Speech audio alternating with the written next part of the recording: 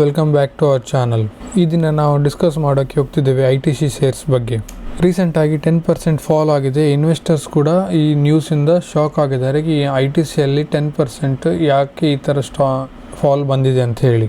ಈ ಫಾಲ್ ಯಾಕೆ ಆಯಿತು, ಗೌರ್ಮೆಂಟ್ ಏನು ಡಿಸಿಷನ್ ತಗೊಂಡಿದೆ, ITC ಫ್ಯೂಚರಲ್ಲಿ ಏನು ಸೇಫಾ ಇಲ್ವಾ, ಎಲ್ಲ ಇದನ್ನು ನಾವು ಈ ವಿಡಿಯೋದಲ್ಲಿ ಡಿಸ್ಕಸ್ ಮಾಡೋಣ. ಮತ್ತು ನಿಮಗೆ ನಾನು ಡಿಸ್ಕ್ಲೇಮರ್ ಕೊಡ್ತೇನೆ, ಇದು ಯಾವುದು ನಿಮಗೆ ಬೈ ಸೆಲ್ ಹೋಲ್ಡ್ ಇದು ರೆಕಮೆಂಡೇಷನ್ ಅಲ್ಲ, ಕೇವಲ ವಿಡಿಯೋ ಇನ್ಫಾರ್ಮೇಷನ್ಗೋಸ್ಕರ ನಾನು ಮಾಡ್ತಿರೋದು. ಸೊ ನ್ಯೂಸ್ ಏನು ಬಂದಿದೆ ಗೆಳೆಯರೆ, ಸೊ ಚೆಕ್ ಮಾಡೋಣ ನ್ಯೂಸ್ ಏನಂತೇಳಿ. ಸೊ ಇವತ್ತಿಂದು ರಿಪೋರ್ಟ್ ಪ್ರಕಾರ ಒಂದು ನ್ಯೂಸ್ ಬಂದಿದೆ, ಗೌರ್ಮೆಂಟ್ ಸಿಗರೇಟ್ಸ್ ಮೇಲೆ ಎಕ್ಸೈಸ್ ಡ್ಯೂಟಿ ಹೈಕ್ ಮಾಡಿದೆ ಅಂಥೇಳಿ. ಈ ಡಿಸಿಷನಿಂದ ITC ಮೇಲೆ ಹೆವಿ ಇಂಪ್ಯಾಕ್ಟ್ ಆಗಿದೆ. ಸೊ ಸಿಗರೇಟ್ ಬಿಸ್ನೆಸ್ಸಲ್ಲಿ ITCದು ಎಷ್ಟು ಡಿಪೆಂಡೆನ್ಸ್ ಇದೆ ಅಂಥೇಳಿ ನಾವೊಂದು ಚೆಕ್ ಮಾಡೋಣ. ಇವ್ರದ್ದು ರೀಸೆಂಟ್ ಕ್ವಾರ್ಟರ್ಲಿ ರಿಸಲ್ಟ್ಸ್ ನೀವು ನೋಡ್ಬೋದು. ಕಂಪನಿದು ಟೋಟಲ್ ರೆವೆನ್ಯೂ ನೋಡ್ಬೋದು, 19,148 ಕೋಟಿ ಅವರದ್ದು ರೀಸೆಂಟ್ ರೆವೆನ್ಯೂ ಇದೆ. ಅದರಲ್ಲಿ 8,700 ಅವರಿಗೆ ಕೇವಲ ಸಿಗರೇಟ್ ಬಿಸ್ನೆಸ್ಸಿಂದ ಬಂದಿದೆ. ಹಾಗೆ ನಾವು ಪ್ರಾಫಿಟಲ್ಲಿ ನೋಡೋದಾದರೆ 6,800 ಅವರ ಲಾಸ್ಟ್ ಕ್ವಾರ್ಟರ್ ಇದು ಪ್ರಾಫಿಟ್. ಅದರಲ್ಲಿ ಅವ್ರದ್ದು ಸಿಗರೇಟಲ್ಲಿ ಅವರಿಗೆ 5,200 crores ಇದು ಪ್ರಾಫಿಟ್ ನಿಮಗೆ ಸಿಗರೇಟ್ ಬಿಸ್ನೆಸ್ಸಲ್ಲಿ ನೋಡಲಿಕ್ಕೆ ಸಿಕ್ಕಿದೆ. ಸೊ ಹಾಗಾಗಿ major portion of revenue plus major portion of profit ಅವರಿಗೆ ಸಿಗರೇಟಿಂದ ಬರೋದ್ರಿಂದ ಸಿಗರೇಟ್ ಬಿಸ್ನೆಸ್ ಮೇಲೆ ಯಾವುದೇ ಚೇಂಜಸ್ ಇನ್ ಪಾಲಿಸಿ ರೆಗ್ಯುಲೇಷನ್ ಆದ ಕೂಡಲೇ ನಿಮಗೆ ITC ಮೇಲೆ ಪ್ಯಾನಿಕ್ ನೋಡಲಿಕ್ಕೆ ಸಿಗ್ತದೆ. ಈ ನ್ಯೂಸ್ ಬಂದ ಕೂಡಲೇ ಮಾರ್ಕೆಟಲ್ಲಿ ಪ್ಯಾನಿಕ್ ಆಯಿತು ಮತ್ತು ಹೆವಿ ಸೆಲ್ಲಿಂಗ್ ಸಹ ನಿಮಗೆ ನೋಡಲಿಕ್ಕೆ ಸಿಕ್ತು. ಪ್ಲಸ್ ಸ್ಟಾಕ್ ಸಹ ನಿಮಗೆ ಆಲ್ಮೋಸ್ಟ್ 10% ವರೆಗೆ ಕೆಳಗೆ ಬೀಳಲಿಕ್ಕೆ ನೋಡಲಿಕ್ಕೆ ಸಿಕ್ತು. ಪ್ಲಸ್ ಅದರ ಹಿಂದೆ ನಿಮಗೆ ಬ್ರೋಕರ್ ಸಹ ಬರ್ತಾರೆ. ಸೊ ಅವರು ಹೇಳಿದ್ದಾರೆ ಮಿನಿಮಮ್ ITCಗೆ ಈಗ ಓವರ್ಕಮ್ ಮಾಡಬೇಕಾದ್ರೆ ಅವರು ಮಿನಿಮಮ್ 15% ಪ್ರೈಸ್ ಹೈಕ್ ಮಾಡಬೇಕಂತ ಹೇಳಿ ನಿಮಗೆ ಬ್ರೋಕರ್ ಸಹ ಹೇಳ್ತಾ ಇದ್ದಾರೆ.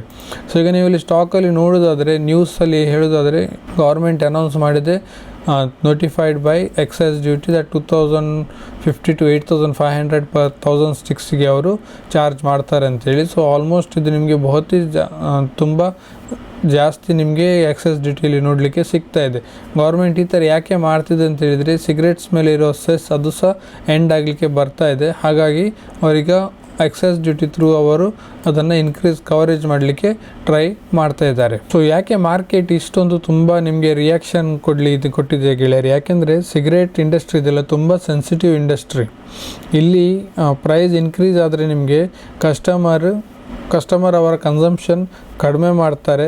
ಪ್ಲಸ್ ಹಾಗೂ ನಿಮ್ಮದು ಲೋಕಲ್ ಬ್ರ್ಯಾಂಡ್ಸಲ್ಲಿ ಅಂದರೆ ಇಲ್ಲಿಗಲ್ ಕೆಲವು ಸಿಗರೇಟ್ಸ್ ಇದ್ದಾವೆ, ಸೊ ಲೋಕಲ್ ಬ್ರ್ಯಾಂಡ್ಸ್ ಇದ್ದಾವೆ, ಅವುಗಳಿದು ಮಾರ್ಕೆಟ್ ಶೇರ್ ಜಾಸ್ತಿ ಆಗ್ತದೆ. ಯಾಕಂದರೆ ಬ್ರ್ಯಾಂಡೆಡ್ ಅವ್ರ ಮೇಲೆ ರೆಗ್ಯುಲೇಷನ್ ಜಾಸ್ತಿ ಬರ್ತದೆ. ಲೋಕಲ್ ಆಗಲಿ ಇಲ್ಲಿಗಲ್ ಸಿಗರೇಟ್ಸ್ ಆಗಲಿ ಅವರ ಮೇಲೆ ನಿಮ್ಗೆ ಯಾವುದೇ ರೆಗ್ಯುಲೇಷನ್ಸ್ ಅದರಲ್ಲಿ ಯಾವುದು ಕಂಟ್ರೋಲ್ ಮಾಡಲಿಕ್ಕೆ ಆಗೋದಿಲ್ಲ. ಸೊ ಅವರದ್ದು ನಿಮಗೆ ಮಾರ್ಕೆಟ್ ಡಾಮಿನೆನ್ಸ್ ಜಾಸ್ತಿ ಆಗ್ತದೆ. ಮತ್ತು ಪ್ಲಸ್ ಕಂಪನಿದು ಮಾರ್ಜಿನ್ ಮೇಲೆ ಸಹ ನಿಮಗೆ ಪ್ರೆಷರ್ ನೋಡಲಿಕ್ಕೆ ಸಿಗ್ಬೋದು. ಯಾಕೆಂದರೆ ಸೇಲ್ ಆಗೋದಿಲ್ಲ ಅಂತ ಹೇಳಿದರೆ ಅವ್ರದ್ದು ಮಾರ್ಜಿನ್ಸ್ ಮೇಲೆ ಸಹ ಪ್ರೆಷರ್ ಬರ್ತದೆ. ಪ್ಲಸ್ ITCಲಿ ಏನಂತ ಹೇಳಿದರೆ ಅವರಿಗೆ ತುಂಬ ಜಾಸ್ತಿ ಮಾರ್ಜಿನ್ ಸಿಗುತ್ತೆ ಸಿಗರೇಟ್ ಬಿಸ್ನೆಸ್ಸಿಂದ compare to any other business. So ಹಾಗಾಗಿ ಇಲ್ಲಿ ನಿಮಗೆ ಏನಾದರೂ ಸ್ವಲ್ಪ ರೆಗ್ಯುಲೇಷನ್ಸ್ ಮೇಲೆ ಕೆಳಗೆ ಬಂತಂತ ಹೇಳಿದರೆ ITC ಸ್ಟಾಕ್ಸ್ ಮೇಲೆ ನಿಮಗೆ ಪ್ರೆಷರ್ಸ್ ನೋಡಲಿಕ್ಕೆ ಸಿಗ್ತದೆ.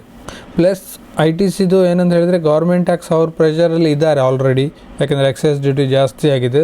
ಪ್ಲಸ್ ಹೀಗೆ ಥರ ಅವರು ಪ್ರೈಸ್ ಹೈಕ್ ಸಹ ಮಾಡಿದೆ ಅಂತ ಹೇಳಿದರೆ ಇನ್ವೆಸ್ಟರ್ಸ್ಗೆ ಅದು ನಿಮಗೆ ವರಿ ನೋಡಲಿಕ್ಕೆ ಸಿಗ್ತದೆ. ಯಾಕೆಂದರೆ ಕಸ್ಟಮರ್ ಕನ್ಸಂಪ್ಷನ್ ಸಹ ಕಡಿಮೆ ಆಗಬಹುದು. ಮಾರ್ಕೆಟ್ ನಿಮ್ಗೆ ಏನಂತ ಹೇಳಿದರೆ ಯಾವಾಗಲೂ ಅದು ನಿಮಗೆ ಫ್ಯೂಚರ್ ನೋಡ್ತದೆ, ಪ್ರೆಸೆಂಟಲ್ಲಿ ಏನು ನಡೀತದೆ ಅದನ್ನು ನೋಡೋದಿಲ್ಲ. ಸೊ ಅವರು ಏನಂತ ಹೇಳಿದರೆ ಅವ್ರು ಅಂದ್ಕೊಳ್ತಿದ್ದಾರೆ ಫ್ಯೂಚರಲ್ಲಿ ಇವ್ರ ನಂಬರ್ ಹಾಳು ಬರಲಿಕ್ಕಿದೆ. ಸೊ ಹಾಗಾಗಿ ಅವ್ರು ಈಗಾಗಲೇ ನಿಮಗೆ ರಿಯಾಕ್ಷನ್ ಕೊಡ್ತಾ ಇದ್ದಾರೆ. ಸೊ ಬಿಫೋರ್ ಏನು ಇಂಪ್ಯಾಕ್ಟ್ ಸ್ಟಾಕಲ್ಲಿ ನಿಮಗೆ ಫಾಲ್ ನೋಡಲಿಕ್ಕೆ ಸಿಗ್ತಾ ಇದೆ. ಸೊ ಈಗ ITC ಈ ನ್ಯೂಸಿಂದ ಏನು ನಿಮಗೆ ಎಂಡ್ ಆಯಿತಾ, ಇಲ್ಲದ್ರೆ ITC ಇನ್ನು ಮುಂದೆ ಗ್ರೋ ಆಗೋದಿಲ್ವ, ಆ ಥರ ಏನಿಲ್ಲ ಗೆಳೆಯರು. ಯಾಕೆಂದರೆ ITC ನಿಮಗೆ ಒಂದು ವೆಲ್ ಡೈವರ್ಸಿಫೈಡ್ ಕಂಪನಿ. ITC ನಿಮಗೆ FMCG ಪ್ರಾಡಕ್ಟ್ಸ ಮಾಡ್ತದೆ. ಫಾರ್ ಎಕ್ಸಾಂಪಲ್ ಆಶೀರ್ವಾದ್ ಆಗಲಿ, ಸನ್ಫಿಸ್ಟ್ ಆಗಲಿ, ಬಿಂಗೋ ಆಗಲಿ, ಇದೆಲ್ಲ ITCದು FMCG ಪ್ರಾಡಕ್ಟ್ಸ್. ಪ್ಲಸ್ ಅವರು ನಿಮಗೆ ಹೋಟೆಲ್ ಬಿಸ್ನೆಸ್ಸಲ್ಲಿ ಸಹ ಇದ್ದಾರೆ. ಓಕೆ, ಹೋಟೆಲ್ ಸ್ಟಾಕ್ ನಿಮಗೆ ಆಲ್ರೆಡಿ ಸಪ್ರೇಟಾಗಿ ಲಿಸ್ಟ್ ಆಗಿದೆ. ಪ್ಲಸ್ ಅದು ಸಹ ನಿಮಗೆ ITC ಅಂಡರೇ ನೋಡಲಿಕ್ಕೆ ಸಿಗ್ತದೆ. ಯಾಕಂದರೆ ಅದ್ರದ್ದು 40% ಓನರ್ ಇನ್ನೂ ಸಹ ITC ನಿಮಗೆ ನೋಡಲಿಕ್ಕೆ ಸಿಗ್ತದೆ. ಪ್ಲಸ್ ಅವರು ನಿಮಗೆ ಅಗ್ರಿ ಎಕ್ಸ್ಪೋರ್ಟ್ ಬಿಸ್ನೆಸ್ಸಲ್ಲಿ ಇದ್ದಾರೆ. ಮತ್ತು ಪ್ಲಸ್ ಅವರು ಪ್ಯಾಕೇಜಿಂಗ್ ಮತ್ತು ಪೇಪರ್ ಮತ್ತು ಪ್ಯಾಕೇಜಿಂಗ್ ಬಿಸ್ನೆಸ್ಸಲ್ಲಿ ನೋಡಲಿಕ್ಕೆ ಸಹ ಸಿಗ್ತಾರೆ. ಸೊ ಹೀಗಾಗಿ ಅವರು ಯಾಕೆಂದರೆ ಈ ಸಿಗರೇಟಿಂದ ಡಾಮಿನೆನ್ಸ್ ತೆಗಿಬೇಕು ಬಿಸ್ನೆಸ್ ಮೇಲೆ ಅಂಥೇಳಿ ಈ ಥರ ಡೈವರ್ಸಿಫೈ ಮಾಡಿದ್ದಾರೆ. ಆದರೂ ಸಹ ನಿಮಗೆ ಮೇಜರ್ ಪೋರ್ಷನ್ ಆಫ್ ರೆವೆನ್ಯೂ ಸಿಗರೇಟಿಂದ ಬರ್ತದೆ, ಮೇಜರ್ ಪೋರ್ಷನ್ ಆಫ್ ಪ್ರಾಫಿಟ್ ಅವರಿಗೆ ಇನ್ನೂ ಸಹ ಸಿಗರೇಟಿಂದಲೇ ಇರೋದ್ರಿಂದ ಯಾವಾಗಲೂ ಈ ಥರ ಸಿಗರೇಟ್ಸ್ ಮೇಲೆ ಎಫೆಕ್ಟ್ ಬಂದ ಕೂಡಲೇ ಸ್ಟಾಕಲ್ಲಿ ನಿಮಗೆ ಇದು ವೇರಿಯನ್ಸ್ ನೋಡಲಿಕ್ಕೆ ಸಿಗ್ತದೆ. ಸೊ ಕಂಪನಿ ಸ್ಲೋಲಿ ಅದನ್ನು ಓವರ್ಕಮ್ ಮಾಡಲಿಕ್ಕೆ ಟ್ರೈ ಮಾಡ್ತಾ ಇದ್ದಾರೆ. ಯಾಕೆಂದರೆ ಶಾರ್ಟ್ ಟರ್ಮಲ್ಲಿ ಹೇಳೋದಾದರೆ ನಿಮಗೆ ವಾಲಿಟಿಲಿಟಿ ಇಲ್ಲಿ ಜಾಸ್ತಿ ಇರ್ತದೆ. ಯಾಕೆಂದರೆ ನ್ಯೂಸ್ ಬೇಸ್ಡ್ ಸೆಲ್ಲಿಂಗ್ ಕಂಟಿನ್ಯೂ ಆಗ್ಬೋದು, ಪ್ಲಸ್ ಕ್ವಿಕ್ ಪ್ರಾಫಿಟ್ ಎಕ್ಸ್ಪೆಕ್ಟೇಷನ್ಸ್ ಸಹ ಮಾಡ್ಬೋದು. ಕೆಲವರು ಯಾರ್ದು ಪ್ರಾಫಿಟ್ಸ್ ಇದೆ ಅವ್ರು ಪ್ರಾಫಿಟ್ ಬುಕ್ಕಿಂಗ್ ಸಹ ಮಾಡ್ಬೋದು. ಆದರೆ ನಿಮಗೆ ಶಾರ್ಟ್ ಟರ್ಮಲ್ಲಿ ಜಾಸ್ತಿ ಪ್ರಾಫಿಟ್ನ ಇಲ್ಲಿ ಎಕ್ಸ್ಪೆಕ್ಟ್ ಮಾಡಬೇಡಿ. ಸೊ ಲಾಂಗ್ ಟರ್ಮ್ ವ್ಯೂ ಇದ್ದವರು ಹೇಳ್ಬೋದು. ಯಾಕೆಂದರೆ ಕಂಪನಿ ತುಂಬ ಸ್ಟ್ರಾಂಗ್ ಆಗಿ ಅವ್ರಿಗೆ ಕ್ಯಾಶ್ ಫ್ಲೋ ಇದೆ ಮತ್ತು ಸ್ಟೇಬಲ್ ಮ್ಯಾನೇಜ್ಮೆಂಟ್ ಇದೆ. ಕಂಪನಿದು ಮ್ಯಾನೇಜ್ಮೆಂಟ್ ತುಂಬ ಸ್ಟ್ರಾಂಗ್ ಆಗಿದೆ ಮತ್ತು ಕಂಪನಿ ಒಳ್ಳೆ ನಿಮಗೆ ಡಿವಿಡೆಂಡ್ಸ್ ಸಹ ಪೇ ಮಾಡ್ತದೆ. ಸೊ ಲಾಂಗ್ ಟರ್ಮಲ್ಲಿ ITCಗೆ ನಿಮಗೆ ಒಳ್ಳೆ ಆಪ್ಷನ್ ನೋಡಲಿಕ್ಕೆ ಸಿಗ್ತದೆ. ಯಾಕೆಂದರೆ ಇಲ್ಲಿ ಪೇಷನ್ಸ್ ಇಲ್ಲಿ ತುಂಬ ಇಂಪಾರ್ಟೆಂಟ್. ಮತ್ತು ಈ ಥರ ನಿಮಗೆ ಟ್ಯಾಕ್ಸ್ ಬರೋದು ITC ಮೇಲೆ ಇದೇನು ಹೊಸ್ತಲ್ಲ, ಇದರ ಮೊದಲು ಸಹ ಕೆಲವು ಸಲ ಬಂದಿದೆ. ಈ ಥರ ನಿಮಗೆ ಸ್ಟಾಕ್ ರಿಯಾಕ್ಷನ್ಸ್ ನೋಡಲಿಕ್ಕೆ ಸಿಕ್ಕಿದೆ. ಲಾಂಗ್ ಟರ್ಮ್ ಇನ್ವೆಸ್ಟರ್ಸ್ ಇದ್ದವ್ರಿಗೆ ಇದು ಆಲ್ರೆಡಿ ಗೊತ್ತಿದೆ. ಯಾರು ಹೊಸದಾಗಿ ಈ ಕಂಪನಿಯಲ್ಲಿ ಬಂದಿದ್ದಾರೆ, ಎಂಟ್ರಿ ಮಾಡಿದ್ದಾರೆ, ಅವ್ರಿಗೆ ಇದೊಂದು ದೊಡ್ಡ ಶಾಕ್ ನೋಡಲಿಕ್ಕೆ ಸಿಗ್ಬೋದು. ಆದರೆ ಹಳೆ ಇನ್ವೆಸ್ಟರ್ಸ್ಗೆ ಗೊತ್ತುಂಟು ITC ಮೇಲೆ ಇದು ಯಾವಾಗಲೂ ಇರುವ ಪ್ರಾಬ್ಲಮ್. ಸೊ ಅದನ್ನು ಕಂಪನಿ ಹೇಗಾದರೂ ಮಾಡಿ ಅವರು ಓವರ್ಕಮ್ ಮಾಡ್ತಾರೆ. ಸೊ ನಿಮಗೆ ಏನು ಕಂಪನಿ ಒಳಗೆ ಪ್ರಾಬ್ಲಮ್ ಅಲ್ಲ, ಇದು ಎಕ್ಸ್ಟರ್ನಲ್ ಇಶ್ಯೂ, ಇದು ಏನು ನಿಮ್ಗೆ ಇಂಟರ್ನಲ್ ಇಶ್ಯೂ ಅಲ್ಲ. ಸೊ ITCಗೆ ಪ್ರಾಬ್ಲಮ್ ಇದೆ ಅಂತ ಹೇಳಿದರೆ ಇವರು ಕಾಂಪಿಟೇಟರ್ ಇದ್ದಾರೆ, ಗೋಲ್ಡ್ ಫಿಲಿಪ್ಸ್ ಅವರಿಗೆ ಆಗಲಿ, VST ಇಂಡಸ್ಟ್ರೀಸ್ ಆಗಲಿ, ಎಲ್ಲರಿಗೆ ಸಹ ಸೇಮ್ ನಿಮಗೆ ನೋಡಲಿಕ್ಕೆ ಸಿಗ್ತದೆ. ಸೊ ಈಗ ಇನ್ವೆಸ್ಟರ್ಸ್ಗೆ ನಾವು ಏನೊಂದು ಹೇಳೋದಂದರೆ, ಅಡ್ವೈಸ್ ಏನು ಹೇಳೋದಂತ ಹೇಳಿದರೆ, ಯಾವುದು ನಿಮಗೆ ರೆಕಮೆಂಡೇಷನ್ ಅಲ್ಲ. ಏನಂದರೆ ಇಲ್ಲಿ ನಿಮಗೆ ಪ್ಯಾನಿಕ್ ಸೆಲ್ಲಿಂಗ್ ಮಾಡಬೇಡಿ. ಲಾಂಗ್ ಟರ್ಮ್ ಹೊರೈಸನ್ ಇದ್ದರೆ ನಿಮಗೆ ಇದು ಸ್ಟಾಕ್ಸ್ನ ನೀವು ಹೋಲ್ಡ್ ಮಾಡ್ಬೋದು. ಯಾಕೆಂದರೆ ITC ತುಂಬ ಸ್ಟ್ರಾಂಗ್ ಕಂಪನಿ. ಮತ್ತು ಹೊಸ ಇನ್ವೆಸ್ಟರ್ಸ್ ಇದ್ದರೆ ಅವರು ಪ್ಲೀಸ್ ಈ ಸ್ಟಾಕ್ನ ಅವಾಯ್ಡ್ ಮಾಡಿ. ಯಾಕೆಂದರೆ ಇಲ್ಲಿ ನಿಮಗೆ ತುಂಬ ವಾಲಿಟಿಲಿಟಿ ನೋಡಲಿಕ್ಕೆ ಸಿಗ್ಬೋದು ಮತ್ತು ಸ್ಟಾಕ್ ಸ್ವಲ್ಪ ಸ್ಟೆಬಿಲೈಸ್ ಆಗಲಿಕ್ಕೆ ಟೈಮ್ ಆಗ್ಬೋದು. ನಂಬರ್ಸ್ ಬರ್ತದೆ ಕಂಪನಿದು ಬರೋ ಇನ್ನು ಜನವರಿ ಫೆಬ್ರವರಿಯಲ್ಲಿ ನಿಮಗೆ ನಂಬರ್ಸ್ ನೋಡಲಿಕ್ಕೆ ಸಿಗ್ತದೆ. ಈ ಪ್ರೈಸ್ ನಂತರ ಏನು ನಿಮಗೆ ವೇರಿಯೇಷನ್ ಆಗಿದೆ, ಸೊ ಎಲ್ಲ ನಿಮಗೆ ನಂಬರ್ಸಲ್ಲಿ ನೋಡಲಿಕ್ಕೆ ಸಿಗ್ತದೆ. ಆಮೇಲೆ ನಿಮಗೆ ಏನಾದರೂ ಡಿಸಿಷನ್ ತೊಗೊಳ್ಳಿಕ್ಕಿದ್ರೆ ನ್ಯೂ ಡಿಸಿಷನ್ ತಗೊಳ್ಬೋದು.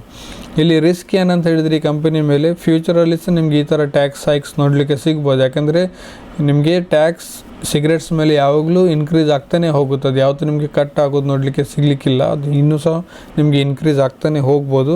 ಸೊ ಗೌರ್ಮೆಂಟ್ ರೆಗ್ಯುಲೇಷನ್ಸ್ ಯಾವಾಗಲೂ ಚೇಂಜ್ ಆಗ್ಬೋದು. ಯಾಕಂದರೆ ಎವ್ರಿ ಇಯರ್ ಬಜೆಟ್ ಬರುವಾಗ ITC ನಿಮಗೆ ಪ್ರೆಷರಲ್ಲಿ ನೋಡಲಿಕ್ಕೆ ಸಿಗ್ತದೆ. ಯಾಕಂದರೆ ಗೌರ್ಮೆಂಟಿಗೆ ಒಂದು ವೇಳೆ ಹಣ ಬೇಕಂತ ಹೇಳಿದರೆ ಅವರು ಲಿಕ್ಕರ್ ಇಲ್ಲ ಈ ಥರ ಸಿಗರೇಟ್ ಬಿಸ್ನೆಸ್ಸಿಂದಲೇ ಅವರು ಜಾಸ್ತಿ ತೆಗಿಲಿಕ್ಕೆ ನೋಡ್ತಾರೆ. ಸೊ ಹಾಗಾಗಿ ಈ ITC ಮೇಲೆ ಇದೊಂದು ರಿಸ್ಕ್ ಯಾವಾಗಲೂ ಇದ್ದೇ ಇರುತ್ತೆ.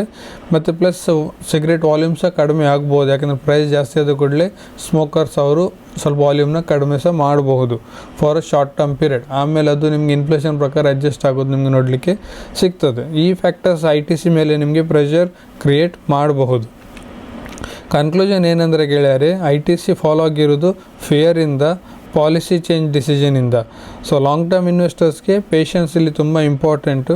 ಶಾರ್ಟ್ ಟರ್ಮ್ ಯಾರಾದರೂ ಇದ್ದರೆ ಅವ್ರಿಗೆ ತುಂಬ ಡಿಸಿಪ್ಲಿನಲ್ಲಿ ನೋಡಬೇಕು. ಮತ್ತು ಅವ್ರದ್ದು ಆಲ್ರೆಡಿ ಅವರು ಸೇಫ್ ಝೋನಲ್ಲಿದೆ ಅಂತ ಹೇಳಿದರೆ ಅವರು ಎಕ್ಸಿಟ್ ಮಾಡೋದು ಸಹ ತುಂಬ ಒಳ್ಳೆಯದು. ಯಾಕೆಂದರೆ ಇಲ್ಲಿ ತುಂಬ ವಾಲಿಟಿಲಿಟಿ ನೋಡಲಿಕ್ಕೆ ಸಿಗಬಹುದು. ಸೊ ನಿಮ್ಮ ಒಪಿನಿಯನ್ನು ನೀವು ಕಮೆಂಟಲ್ಲಿ ಹೇಳ್ಬೋದು. ITC ನಿಮಗೆ ಬೈ, ಹೋಲ್ಡ್ ಇಲ್ಲ ಸೆಲ್ ಏನಾದರೂ ಮಾಡಲಿಕ್ಕೆ ನಿಮಗೆ ಇಷ್ಟ ಇದೆ ಕಮೆಂಟಲ್ಲಿ ಹೇಳಿ. ಸೊ ವಿಡಿಯೋ ಇಷ್ಟ ಆದರೆ ಲೈಕ್ ಮಾಡಿ, ಶೇರ್ ಮಾಡಿ, ಹಾಗೂ ಸಬ್ಸ್ಕ್ರೈಬ್ ಮಾಡಿಲ್ಲ ಅಂದರೆ ಪ್ಲೀಸ್ ಸಬ್ಸ್ಕ್ರೈಬ್ ಮಾಡಿ. ನಾನು ಈ ಥರ ವೀಡಿಯೋಸ್ನ ಕಂಟಿನ್ಯೂಸ್ ಆಗಿ ತರ್ತಾನೆ ಇರ್ತೇನೆ. ಥ್ಯಾಂಕ್ ಯು ಗೆಳೆಯರೆ, ಬಾಯ್.